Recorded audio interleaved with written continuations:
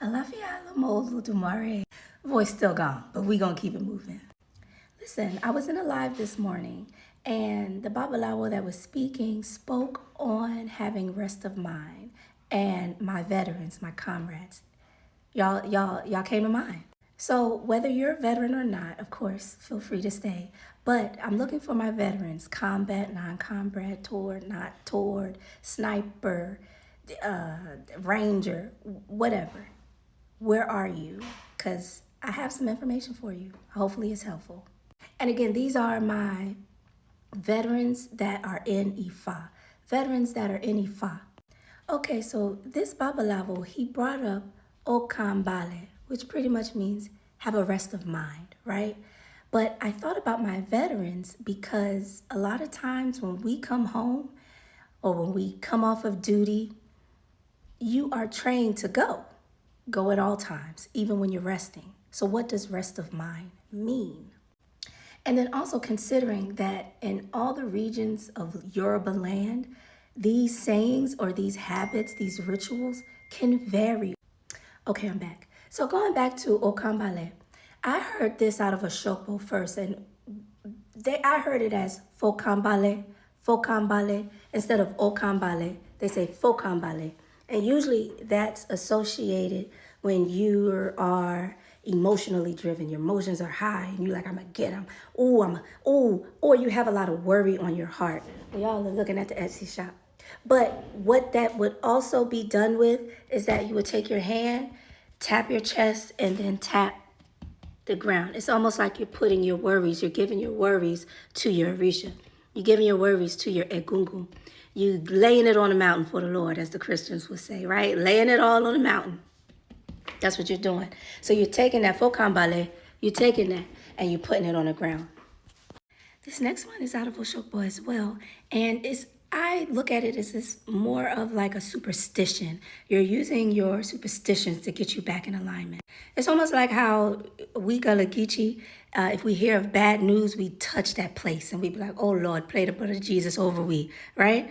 Let's say you hear someone get decapitated or some shit, right? And you grab your neck, oh Lord, pray the blood of Jesus over we, stuff like that, right?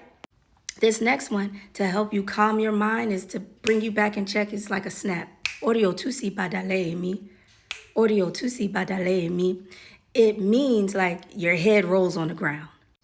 But it's a wake-up call. It's not to say you want your head to roll on the ground. What you're saying is, whatever I am viewing, whatever I am hearing, it has nothing to do with my destiny. And it's going to cause a disconnect between myself and my destiny. So I don't want my head to roll on the ground.